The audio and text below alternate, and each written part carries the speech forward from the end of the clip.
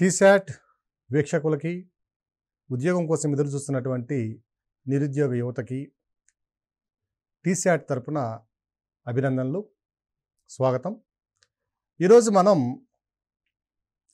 Group 1 prelims cum mains point of వ్యూకి సంబంధించిన జియోగ్రఫీలో ప్రపంచ పవన వ్యవస్థ గురించి చర్చించుకుంటున్నాం. ఇంతకుముందు సెషన్లో ప్రపంచ పవనాల యొక్క రకాలను చూసాం. ప్రపంచ పవనాలని ఏ విధంగా మొత్తం మీద గ్లోబల్గా ఉండేటువంటి విండ్ సిస్టమ్ ఏ విధంగా విభజించామంటే planetary wind system, seasonal wind system, local wind system కూడా మనం విభజించుకున్నాం. ఇక్కడ అభ్యర్థులు గమనించవలసిన అంశం ఏంటంటే ఈ పవన వ్యవస్థను బేస్ చేసుకుని గతంలో అడిగిన ప్రశ్నను మనం పరిశీలించినట్లయితే ప్రపంచవ్యాప్తంగా ఉన్నటువంటి ఉష్ణమండల ఎడారులన్నీ కూడా ఖండ భాగాల యొక్క వెనుక భాగంలో ఆయనరేఖా ప్రాంతాల్లో విస్తరించడం జరిగింది. ఈ ఆయనరేఖా ప్రాంతాల్లో విస్తరించి ఉన్నటువంటి ఈ ఎడారులు ఏవైతే ఉన్నాయో, సహారా ఎడారి కానివ్వండి, కలహారా ఎడారి కానివ్వండి, నమీబియా, మొజావే, ఓకేనా, అట్లాగే గ్రేట్ విక్టోరియన్ డెజర్టు, గిబ్సన్ డెజర్టు, ఈ ఎడారులన్నీ కూడా ఖండాల యొక్క పశ్చిమ భాగాల్లో మాత్రమే విస్తరించి ఉన్నాయి. అది కూడా 35 డిగ్రీల ఉత్తర మరియు దక్షిణ అక్షాంశాల మధ్య, భూమధ్యరేఖకు పైన 20 డిగ్రీల పైన నుంచి 35 డిగ్రీల ఉత్తర అక్షాంశాల మధ్య మరియు దక్షిణ అక్షాంశాల మధ్య ఈ ఉష్ణమండల ఎడారులు విస్తరించి ఉన్నాయి. ఇలా ఉష్ణమండల ఎడారులు విస్తరించడానికి గల కారణాలు ఏమిటి? అలాగే భారతదేశంలో ఉన్నటువంటి రాజస్థాన్లో ఉన్న థార్ ఎడారి కూడా ఈ ప్రాంతంలోనే, మనం చెప్పుకున్నటువంటి ఈ అక్షాంశ ప్రాంతాల్లోనే ఉంది. 22, 21 ఆ ప్రాంతంలో ఉత్తర అక్షాంశాల మధ్య ఉన్నది. ఈ ప్రాంతంలో ఉన్నటువంటి ఎడారికి మిగిలిన ప్రపంచవ్యాప్తంగా ఆయనరేఖా ప్రాంతాల్లో ఉన్నటువంటి ఎడారికి పోలికలు ఏమైనా ఉన్నాయా? ఈ రెండు ఒకే విధంగా ఏర్పడినాయా, లేకపోతే వేరేగా విభేదాలు ఉన్నాయా అనే అంశాన్ని మనం గమనిద్దాం. ఇక్కడ మనం మ్యాప్లో చూసినట్లయితే, వరల్డ్ మ్యాప్లో చూసామనుకోండి, ఇక మొజావే ఎడారి ఉందండి. ఇక్కడ నార్త్ అమెరికాలో పశ్చిమ భాగాన మొజావే ఎడారి ఉంటుంది. అలాగే దక్షిణ అమెరికాలో ఇక్కడ అటకామా డెజర్ట్ ఉంటుంది. ఇక్కడ అటకామా ఎడారి ఉంటుంది. అలాగే ఆఫ్రికాలో ఉత్తర అర్ధగోళంలో ఉన్నటువంటి సహారా ఎడారి, దక్షిణ అర్ధగోళంలో ఉన్నటువంటి కలహారీ ఎడారి, నమీబియా ఎడారి, అలాగే ఇక ఆస్ట్రేలియాకు వస్తే గిబ్సన్ డెజర్టు, విక్టోరియా డెజర్టు, ఓకేనా, గ్రేట్ శాండీ డెజర్ట్, ఇవన్నీ కూడా ఈ ఎడారులన్నీ కూడా ఆయనరేఖ ప్రాంతాల్లో, ఉప ఆయనరేఖ ప్రాంతాల్లో విస్తరించినటువంటి ఉష్ణమండల ఎడారులు. ఇవి ఏర్పడడానికి గల కారణాలు ఏమిటంటే పరిశీలిస్తే మొట్టమొదట మనం చూసామండి, భూమధ్యరేఖా ప్రాంతము గమనిస్తే కనుక ఇది భూమధ్యరేఖా ప్రాంతం అయితే ఇది subtropical high pressure belt కనుక అయితే, ఇది దక్షిణార్ధగోళంలో subtropical high pressure belt కనుక అయితే, మనకి ఇటువైపు నుంచి వచ్చేటటువంటి, అంటే ఉత్తరార్ధగోళం నుంచి వచ్చేటటువంటి నార్త్ ఈస్ట్ ట్రేడ్ విండ్స్, అలాగే దక్షిణార్ధగోళం నుంచి వచ్చేటటువంటి సౌత్ ఈస్ట్ ట్రేడ్ విండ్స్, ఈ రెండు కూడా ఉప ఆయనరేఖ అధిక పీడన మండలం నుంచి వచ్చేటువంటి వ్యాపార పవనాలు. ఈ వ్యాపార పవనాలు లేదా ఈ వాయురాశులు మొదట్లో కవోష్ణ వాయురాశులు, చాలా డ్రై ఎయిర్ మాసెస్, ఎటువంటి నీటి ఆవిరి కానీ దాంట్లో ఉండడానికి అవకాశం లేదు. ఎందువల్లంటే యాంటీ సైక్లోనిక్ కండిషన్స్ నుంచి, అంటే అధిక పీడన మండలం నుంచి వచ్చేటువంటి వాయురాశులు. క్రమంగా అవి తమ ప్రయాణ మార్గంలో భూమధ్యరేఖ వైపుకు లేదా inter tropical convergence zone ITCZ వైపుకి ప్రయాణించే క్రమంలో ఈ వాయురాశులు జల భాగాల మీద, అంటే సముద్ర భాగాల మీద ప్రయాణించడం వల్ల ఏమవుతుందంటే కొంత నీటి ఆవిరిని తమతో పాటు క్యాప్చర్ చేయడం జరుగుతుంది, దొంగిలిస్తాయి, అవి స్టీల్ చేస్తాయి.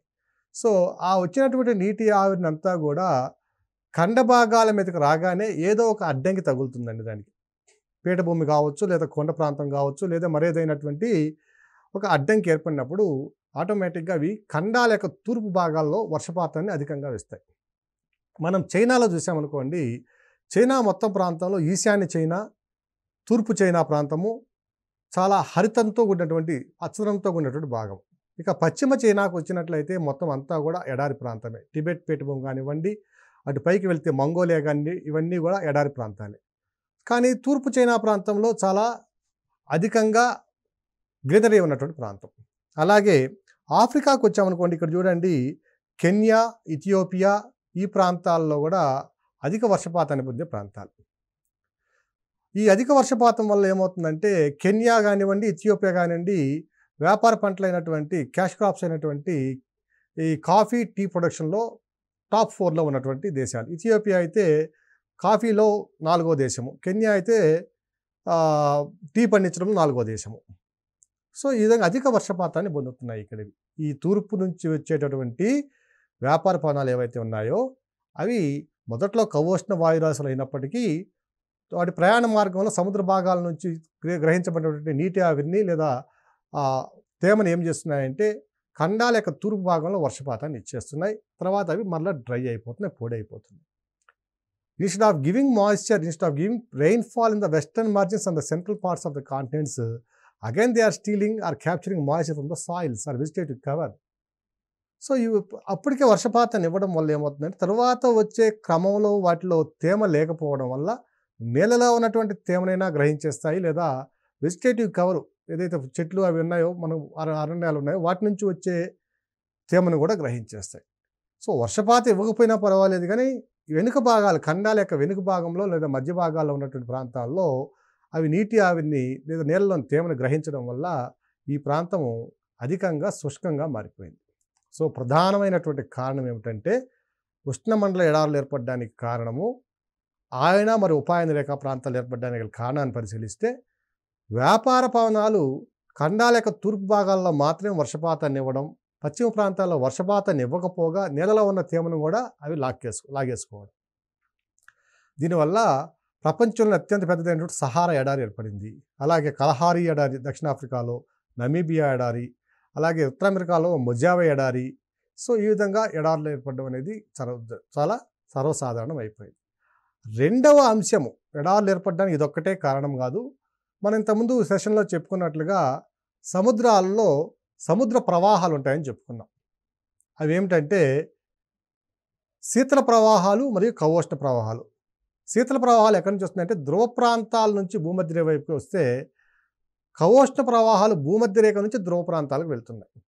సో ఈ ఖండాల యొక్క మనము పశ్చిమ భాగాల్లో చూసినట్లయితే మ్యాప్లో చూడండి, ఇక్కడ నార్త్ అమెరికాలో ఇక్కడ వచ్చేటువంటి ప్రవాహము కాలిఫోర్నియా ప్రవాహం. అభ్యర్థులందరూ కూడా ఈ అంశాన్ని చర్చించేటప్పుడు మ్యాప్ని అట్లాస్ని దగ్గర పెట్టుకొని చూసుకోవాలి. ఈ కాలిఫోర్నియా ప్రవాహము. అలాగే దక్షిణ అమెరికాలో చూస్తే హంబోల్ట్ కరెంట్ అంటాం దీన్ని, హంబోల్ట్ కరెంటు లేదా పెరు ప్రవాహము. సో ఈ హంబోల్ట్ ప్రవాహం లేదా పెరు ప్రవాహం లేదా ఇక్కడ పైన కాలిఫోర్నియా ప్రవాహం ఇవన్నీ కూడా శీతల ప్రవాహాలు. ఈ శీతల ప్రవాహాలు ఖండాల యొక్క పశ్చిమ భాగంలో తీరరేఖకు దగ్గరలో ప్రయాణిస్తూ ఉన్నాయి. ఈ ప్రయాణించే క్రమంలో ధ్రువ ప్రాంతాల నుంచి వచ్చినటువంటి ప్రవాహాలు కాబట్టి వీటి యొక్క ఉష్ణోగ్రత చాలా స్వల్పంగా ఉంటుంది. 5 డిగ్రీలు, 6 డిగ్రీలు, 7 డిగ్రీలు మాత్రమే ఉష్ణోగ్రత ఉంటుంది. సముద్ర ఉపరితల జలాల ఉష్ణోగ్రతల్ని ఈ శీతల ప్రవాహాలు ఖండాల యొక్క పశ్చిమ భాగంలో తీవ్రంగా ప్రభావితం చేసి అల్ప ఉష్ణోగ్రతలకు గురి చేస్తున్నాయి. సముద్ర ఉపరితల జలాల ఉష్ణోగ్రత కనీసం 14-15 డిగ్రీల సెంటీగ్రేడ్ లేనిదే నీరు ఆవిరి కాదు. కానీ ఈ ప్రవాహాలు ప్రయాణించడం వల్ల ఏమవుతుందంటే ఇక్కడ ఉపరితల జలాల ఉష్ణోగ్రత 6-7 డిగ్రీల సెంటీగ్రేడ్కు పడిపోతుంది. ఫలితంగా నీరు ఆవిరి కాకపోవడం అంటే ఎవాపరేషన్ లేకపోవడం వల్ల ఇక్కడ మరలా వర్షపాతం రావడానికి అవకాశం లేనే లేదు. ఓకే, సో రెండవ ప్రధాన కారణం ఎడారులు ఏర్పడడానికి ప్రధాన కారణం ఏమిటంటే ఇక్కడ అవపాతం లేకపోవడం అంటే వర్షపాతం లేకపోవడం. వర్షపాతం లేకపోవడానికి గల కారణం ఏమిటంటే ఈ ఖండాల యొక్క పశ్చిమ తీర ప్రాంతంలో శీతల సముద్ర ప్రవాహాలు ప్రయాణించడం. ఉదాహరణకి కాలిఫోర్నియా కరెంటు, హంబోల్ట్ కరెంటు, అలాగే వెస్ట్ ఆస్ట్రేలియన్ కరెంటు, ఇక్కడ west Australian current. Next Africa దగ్గర చూసినట్టయితే క్యానరీస్ కరెంటు.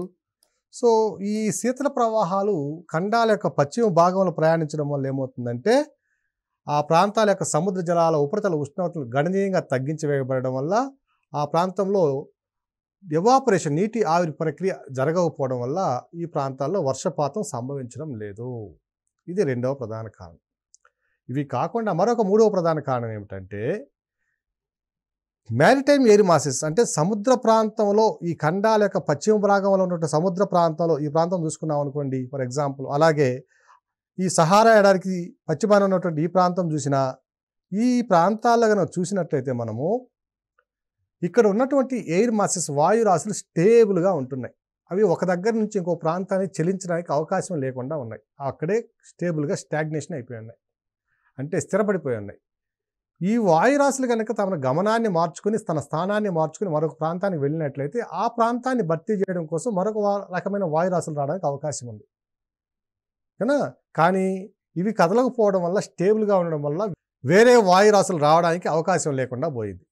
సో ఫలితంగా ఈ ప్రాంతంలో వాయురాశుల మార్పు లేకపోవడం వల్ల అవపాతం జరగడానికి సంభావ్యత కూడా తక్కువగా ఉంది.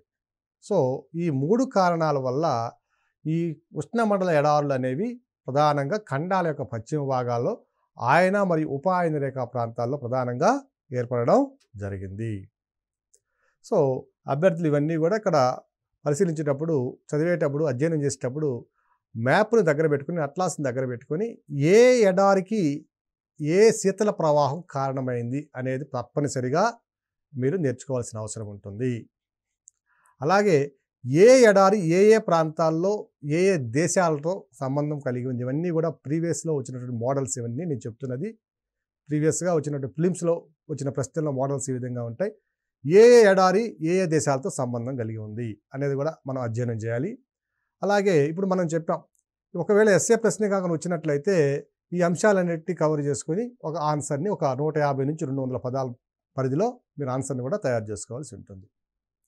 ఇక 3వ అంశాన్ని కనుక పరిశీలించినట్లయితే, 3వ అంటే ప్రపంచ పవన వ్యవస్థలో ఉన్నటువంటి 3వ స్థానిక పవన వ్యవస్థను కనుక పరిశీలించినట్లయితే, మనము స్థానిక పవన వ్యవస్థ అంటే లోకల్ విండ్ సిస్టాన్ని కనుక పరిశీలించినట్లయితే, ఇది ప్రిలిమ్స్ పాయింట్ ఆఫ్ వ్యూలో చాలా ఇంపార్టెంట్ అండి. చాలా సందర్భాలు అడిగినటువంటి సందర్భాలు చాలా ఉన్నాయి. ఈ స్థానిక పవన వ్యవస్థ ఆవిర్భావానికి గల కారణం ఏమిటి అనేది కనుక మనం పరిశీలించినట్లయితే, స్థానికంగా ఉన్నటువంటి ఉష్ణోగ్రత వ్యత్యాసాలు, ఫర్ ఎగ్జాంపుల్ ఇండియాని తీసుకున్నాం అనుకోండి, ఇది అరేబియా తీరం, ఇవి పశ్చిమ కనుమలు. పశ్చిమ కనుమలకి తూర్పు ప్రాంతంలో మరియు పశ్చిమ ప్రాంతాలు ఇదంతా కూడా ప్లాంటేషన్ క్రాప్స్ వేస్తున్నాం.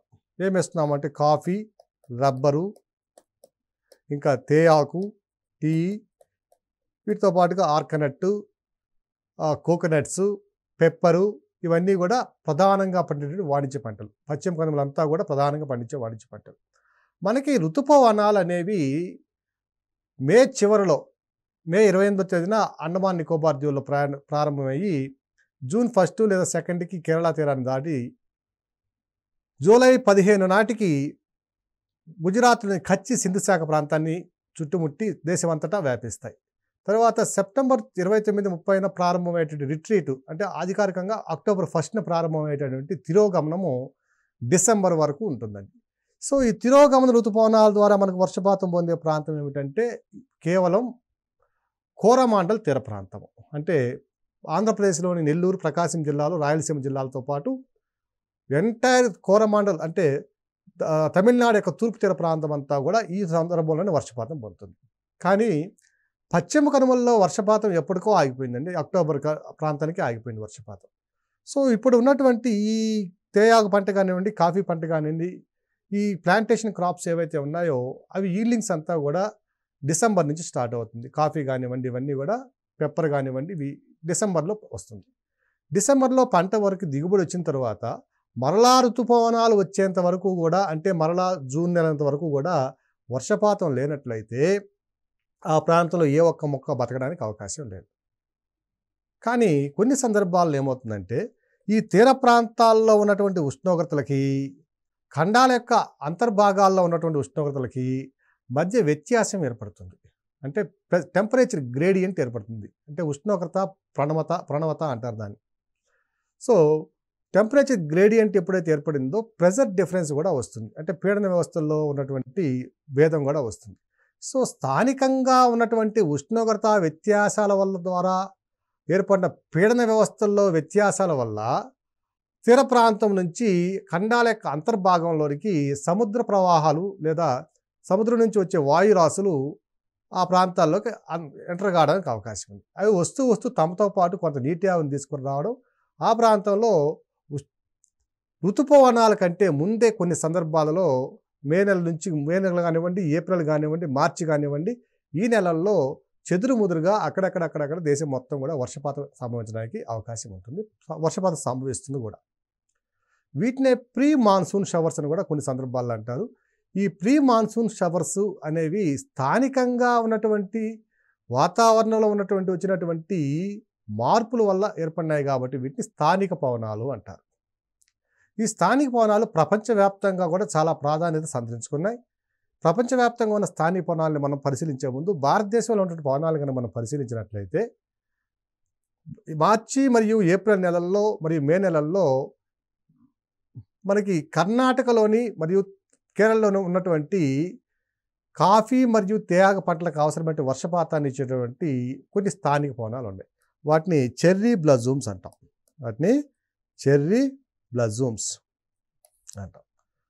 అలాగే మే నెల ప్రారంభం నుంచి మే నెల 2వ వారం 3వ వారం వరకు కూడా ఆంధ్ర మరియు తెలంగాణ ప్రాంతాలలో ఏరువాక, తొలకరి అనే పేర్లతోటి వర్షపాతం రావడం సంభవిస్తాం. ఏరువాక, తొలకరి రావడంతో రైతులందరూ కూడా తమ పొలాన్ని నెక్స్ట్ ఋతుపవన కాలంలో విత్తులు చల్లుకోవడానికి లేదా సాగు చేసుకోవడానికి పొలాన్ని చదును చేసుకోవడం, దున్నుకోవడం అంతా కూడా చేస్తారు.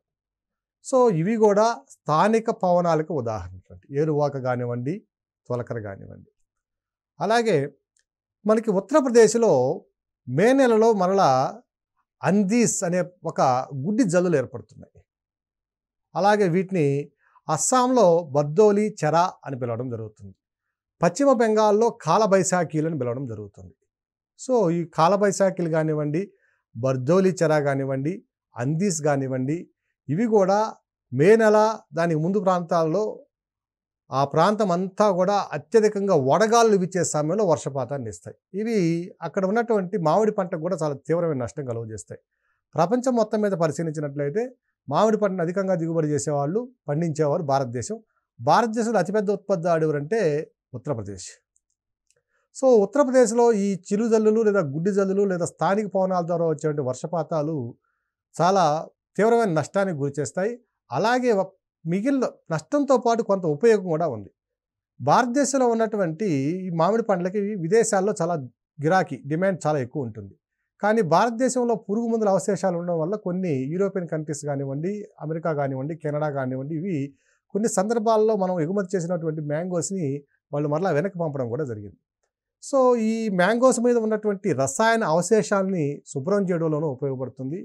అలాగే ఈ స్థానిక పవనాలు ఏం చేస్తాయంటే, మనము వెస్ట్ బెంగాల్కి వెళ్ళినట్లయితే ఒక జనుము పంట విత్తుకోవడానికి కూడా ఉపయోగపడుతుంది. భారతదేశంలో అన్ని పంటలు మాన్సూన్స్తో ప్రారంభమైతే, ఋతుపవనాల ప్రారంభం అయిన తర్వాత మనం విత్తడం కానివ్వండి, నాట్లు వేయడం కానీ జరిగితే, ఋతుపవనాలకు ముందే భారతదేశంలో పండించే ఏకైక పంట ఏమిటంటే స్వల్పకాలిక పంట జనుము పంట, జూట్.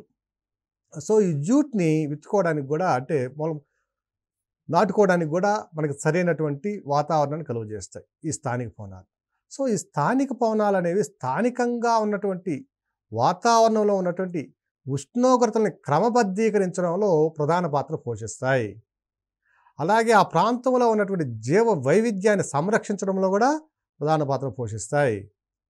సో ఈ విధంగా మనం ప్రపంచ పవనాలని, ఋతుపవనాలని, స్థానిక పవనాలని పరిశీలించినట్లయితే ఏ పవన వ్యవస్థ యొక్క ఉద్దేశమైనా ఉష్ణోగ్రతల్ని క్రమబద్ధీకరించడం అనే అంశాన్ని మనం గుర్తుపెట్టుకోవాలి. ఇంతకుముందు చెప్పుకున్నాం, ఆయనరేఖా ప్రాంతాలలో అధికంగా నమోదయ్యేటటువంటి సూర్యపుటము ఇన్సులేషన్, ఇన్కమింగ్ సోలార్ రేడియేషన్ ఏదైతే ఉందో, ఆయనరేఖా ప్రాంతాలు కావచ్చు, ఉపాయనరేఖా ప్రాంతాలు కావచ్చు, మధ్య అక్షాంశ ప్రాంతాలు కావచ్చు, ఈ ప్రాంతాలలో అధికంగా కేంద్రీకృతమైనటువంటి సౌర శక్తిని మనము చల్లని ప్రాంతాలని ధ్రువ ప్రాంతాలకి సరఫరా చేయాలి. సో ఈ సరఫరా చేయబడేది ప్రక్రియ 2 విధాలుగా జరుగుతుంది. ఒకటి, సముద్ర ప్రవాహాల ద్వారా 75% ఎనర్జీని శక్తిని మనము ధ్రువ ప్రాంతాలకి సరఫరా చేస్తే, మిగిలినటువంటి 25% సరఫరా దేని ద్వారా చేయబడుతుందంటే పవన వ్యవస్థ ద్వారా చేయబడుతుంది. ఈ పవన వ్యవస్థలు 3 రకాలుగా వర్గీకరించుకున్నాం. ప్రపంచ పవనాలు, ఋతుపవనాలు లేదా సీజనల్ విండ్ సిస్టము, మూడవది స్థానిక పవనాలు, లోకల్ విండ్స్. సో ఏ విండ్ అయినా ఒక ప్రాంతం నుంచి ఇంకొక ప్రాంతానికి వెళుతుంది లేదా వెళ్ళింది అంటే దాని యొక్క ప్రధాన ఉద్దేశం ఉష్ణోగ్రతల్ని క్రమబద్ధీకరించడం, శక్తి విలువల్ని పంపిణీ చేయడం అనేది ప్రధాన ఉద్దేశంగా మనం గమనించాలి. ఈ 3 పవన వ్యవస్థలు కాకుండా మనకి స్ట్రాటో ఆవరణంలో మరొక పవన వ్యవస్థను కూడా గమనించవచ్చు.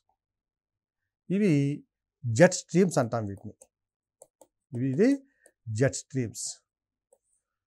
మనము వాతావరణ యొక్క నిర్మాణము మరి సంఘటనని పరిశీలించేటప్పుడు composition of the atmosphere, structure of the atmosphere మనం పరిశీలించేటప్పుడు స్ట్రక్చర్లో మనం ఏం చూసామంటే ట్రోపో ఆవరణము, స్ట్రాటో ఆవరణం గమనించాం. ట్రోపో ఆవరణం గురించి చెప్పేటప్పుడు మనము కొన్ని అంశాలను ప్రత్యేకంగా చెప్పుకున్నాం. వాతావరణంలో ఏర్పడే అలజడులన్నీ కూడా ట్రోపో ఆవరణానికే పరిమితమై ఉన్నాయి. అలజడులకు గల కారణం ఏమిటి అంటే గుప్తోష్ణము అని చెప్పుకున్నాం. అంటే సౌరపుటం ద్వారా సూర్యుడి నుంచి వచ్చే శక్తి ద్వారా నీరు ఆవిరై, ఆవిరి ద్వారా ఉన్నటువంటి నిబిడీకృతమైనటువంటి గుప్తోష్ణాన్ని పైకి వెళ్ళినప్పుడు, అంటే ఉపరితల మార్గంలో ప్రయాణించి కన్వెక్షనల్ కరెంట్స్ సంవహన ప్రవాహాలుగా పైకి వెళ్ళి రిలీజ్ చేస్తాయి.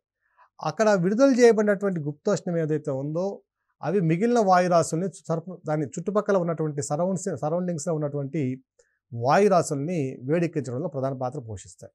సో గుప్తోష్ణం రిలీజ్ కావడం, విడుదల కావడం అనే ప్రక్రియ వాతావరణంలో ఉన్నటువంటి అలజడులకు కారణం.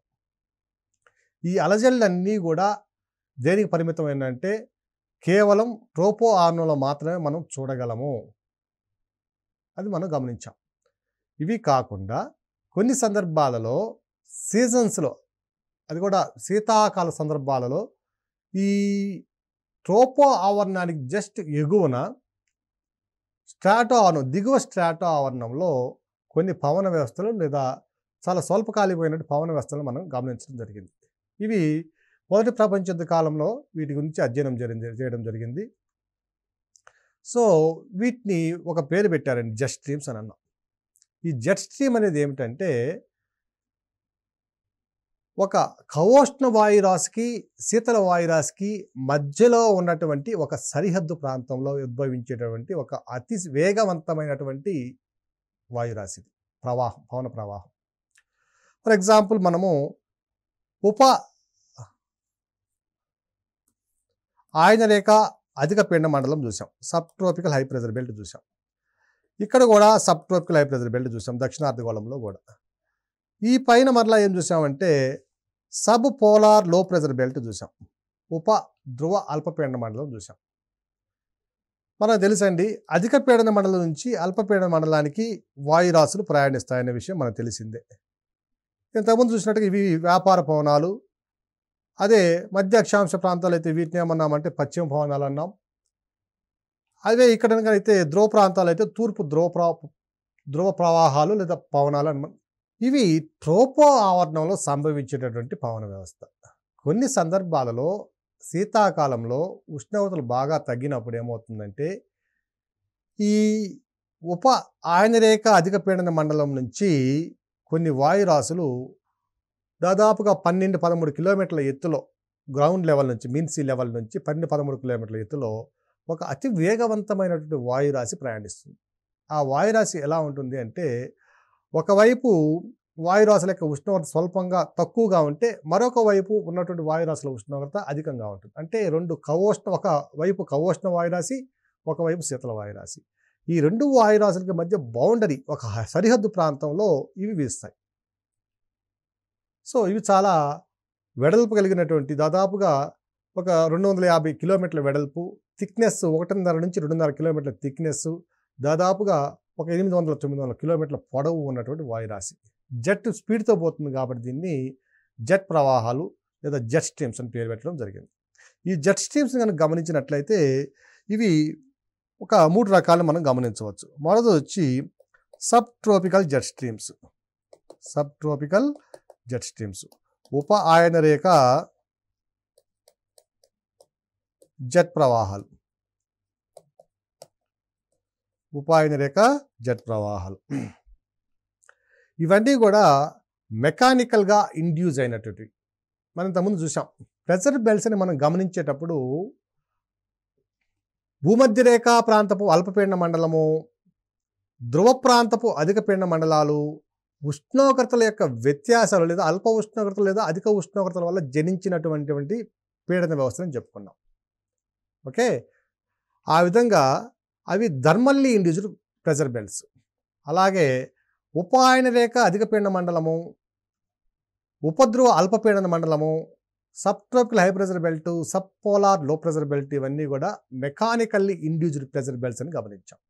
అదేవిధంగా సబ్ ట్రోపికల్ జెట్ స్ట్రీమ్స్ కూడా ఇవి కూడా సబ్ ట్రోపికల్ ప్రాంతంలో ఉన్నాయి కాబట్టి ఇవి మెకానికల్లీ ఇండ్యూస్డ్ ప్రెజర్ బెల్ట్స్. అంటే భూమి యొక్క భ్రమణం ద్వారా మెకానికల్లీ ఇండ్యూస్డ్ ప్రెజర్ బెల్ట్స్ భూమి యొక్క భ్రమణం ద్వారా ఆవిర్భవించాయి. ఇవి ప్రధానంగా 20 డిగ్రీల నుంచి 50 డిగ్రీల ఉత్తర మరియు దక్షిణ అక్షాంశాల మధ్య విస్తరించి ఉంటాయి. ఇవి ఏర్పడడానికి గల ప్రధాన కారణం ఏమిటంటే north south pressure gradient or temperature gradient. ఇది ఉత్తరార్ధగోళంలో ఉన్నటువంటి ఉత్తర ధ్రువము 90 డిగ్రీస్ నార్త్, ఇదేమో 0 డిగ్రీస్. 90 డిగ్రీస్ నార్త్ దగ్గర ఉన్నటువంటి ఉష్ణరాశికి భూమధ్యరేఖ ఉన్నటువంటి ఉష్ణరాశికి వ్యత్యాసం చాలా అధికంగా ఉంటుంది. ఒక 40-50 డిగ్రీలు కనీసం ఉష్ణోగ్రత వ్యత్యాసం ఉంటుంది. గరిష్టంగా చూస్తే 80-86 డిగ్రీల సెంటీగ్రేడ్ ఉష్ణోగ్రత వ్యత్యాసం ఉంటుంది. అంటే ఈ ధ్రువ ప్రాంతానికి ఆయన రేఖా ప్రాంతానికి మధ్య ఉన్నటువంటి ఉష్ణోగ్రతల వ్యత్యాసం వల్ల పీడన వ్యత్యాసం కూడా ఏర్పడుతుంది. అల్ప ఉష్ణోగ్రతల వద్ద అధిక పీడనం, అధిక ఉష్ణోగ్రతలు అల్ప పీడనం ఏర్పడుతుంది. సో ఈ పీడన వ్యత్యాసం వల్ల ఏర్పడినటువంటి ఈ పీడన ప్రవణత వల్ల ఈ జెట్ స్ట్రీమ్స్ అనేవి ఆవిర్భవిస్తాయి. జెట్ స్ట్రీమ్ ఆవిర్భించడానికి కారణం ఏమిటంటే north to south temperature gradient. అంటే ఉత్తరం నుంచి దక్షిణానికి వచ్చేసరికి, అంటే ఉత్తర ధ్రువం నుంచి భూమధ్యరేఖ వచ్చేటప్పటికి లేదా దక్షిణ ధ్రువం నుంచి భూమధ్యరేఖ వచ్చేటప్పటికి ఉన్నటువంటి ప్రెజర్ గ్రేడియంట్స్ లేదా టెంపరేచర్ గ్రేడియంట్ అనేది దీనికి కారణమవుతుంది. అంటే ఉష్ణోగ్రత వ్యత్యాసము లేదా పీడన వ్యత్యాసాలు అనేవి దీనికి ప్రధానంగా కారణంగా ఉన్నాయి. So sub tropical jet streams అవి 20 డిగ్రీల నుంచి 50 డిగ్రీల ఉత్తర మరియు దక్షిణ అక్షాంశాల మధ్య విస్తరించి ఉన్నాయి. రెండవది tropical easterly jet streams. Tropical easterly jet streams ఆయన రేఖ తూర్పు జెట్ ప్రవాహాలు. ఇవి ఎక్కువగా సౌత్ ఈస్ట్ ఏషియా నుంచి ప్రారంభమయ్యి ఆఫ్రికా వరకు ప్రయాణిస్తాయి. ఈ జెట్ స్ట్రీమ్స్ అనేవి ఆయన రేఖా ప్రాంతంలో ఏర్పడే జెట్ స్ట్రీమ్స్ అనేవి ఋతుపవన వ్యవస్థ అభివృద్ధిలో చాలా కీలకమైన పాత్ర పోషిస్తాయి. దీని గురించి మరలా చర్చిద్దాం. మూడవది వచ్చి స్ట్రాటోస్పెరికల్ జెట్ స్ట్రీమ్స్ లేదా స్ట్రాటో ఆవరణపు జెట్ స్ట్రీమ్స్. వీటినే Arctic jet streams, Antarctic jet streams అని చేయడం జరుగుతుంది. ఇవి లాంగ్ వింటర్ సీజన్లో నైట్ టైంలో కోల్డ్ వింటర్ సీజన్లో ఏర్పడతాయి. దాదాపుగా 6 నెలల పాటు ఈ జెట్ స్ట్రీమ్స్ తమ ఉనికిని ఉంటాయి. ఇవి గంటకి 160 నుంచి 480 కిలోమీటర్ల వేగంతో ప్రయాణించడానికి అవకాశం ఉంది. అలాగే థిక్నెస్ చూసినట్లయితే 900 నుంచి 2150 మీటర్ల థిక్నెస్ ఉండడానికి అవకాశం ఉంది. సో జెట్ స్ట్రీమ్స్ అనేవి వెడల్పు చూసినట్లయితే 160 నుంచి 480 కిలోమీటర్ల వెడల్పు, 900 నుంచి 2150 మీటర్ల థిక్నెస్ మందం ఉంటాయి. ఒక వేగంగా చూసినట్లయితే ఇవి కూడా దాదాపు 150 కిలోమీటర్ల మినిమం వేగం ఉంటుంది. దాదాపు 500 కిలోమీటర్ల వేగం వరకు కూడా ప్రయాణిస్తాయి. సో ఓవరాల్గా మనం ఇక్కడ పరిశీలించినట్లయితే ఇక్కడ మనం గుర్తుంచుకోవాల్సిన అంశము ఉష్ణమండల ఎడారులు ఏర్పడడానికి గల కారణాలు, వాటి యొక్క విస్తరణ చర్చించండి.